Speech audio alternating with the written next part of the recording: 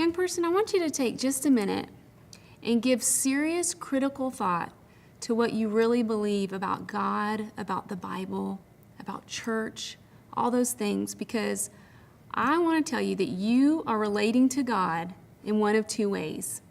He either represents rules and a bunch of do-nots and maybe boring church services and rituals, or you see God as a loving creator.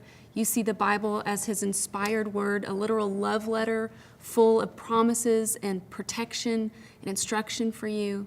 And that is so important when it comes to the subject of purity, because when your parents or your youth pastor, when someone tries to talk to you about abstinence and about remaining sexually pure, you're either going to hear rules or you're going to hear a rich blessing. And those two are polar opposites.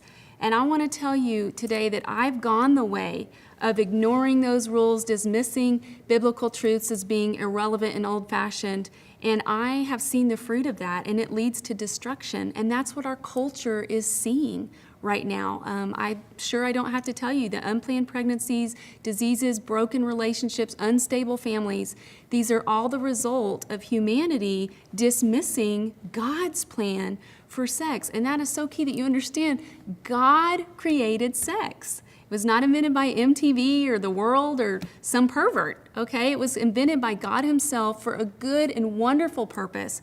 And God's message to you is not, no, you can't have sex.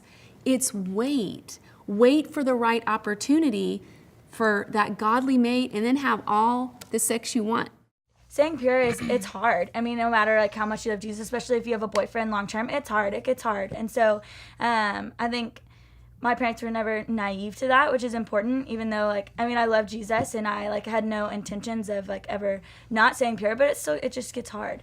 And so I think them sort of eliminating places where temptation could be there, and so never letting me and my boyfriend be alone, or if we were in a room watching a movie, they would walk by every once in a while, or send my brother by, walk by every once in a while. And so and they had just no boys upstairs rule. Mm-hmm. Even if it was just a party thing, just no boys upstairs. Yeah, so just eliminating that temptation. I remember trying things on and being like, oh, this is cute, and me showing my mom and her being like, well, and I'm like, Mom, it's fine. And then she'll be like, and she just gets this look on her face, she's like, let's go show your dad. And I'm like, okay. And the second you walk in the room, he covers his eyes, not it's never been that drastic, but just every time, just show, let's go show your dad. And I think that one thing that's really important is it's very awkward, but that my mom, I remember her having to do it several times, explaining to me what being immodest can, causing men to stumble or whatever, that even though it can be really awkward, in the explanation of it, that immodesty and acting certain ways can do that to guys my age. All right, everybody here? Moms, dads, aunts, uncles, kids, kittens, everybody here? All right, we need to talk. It's gonna be awkward, it's gonna be weird. That's what we're gonna do. I want everybody to look at everybody else in the room and just look at them and say, sex. Go ahead. I know, it's weird, just get it out there. I know, parents, you're going to want to spell it. Let's talk about S-E-X. Huh? Sex. All right. Now, we got that out there. We got the word out there. Everybody take a deep breath. Here we go. First thing you need to understand. Look at me, right here. First thing you need to understand about any relationship you're in right now. I don't care if you're 12, 13, 14, 15, 16, 17, 18 years old. Here's what you need to understand. Whatever relationship you're in right now will not last. Because if you understand that, then you understand that right now, everything you put into this relationship determines how much it's going to hurt you when it ends. What happens is sex is supposed to cement two things together.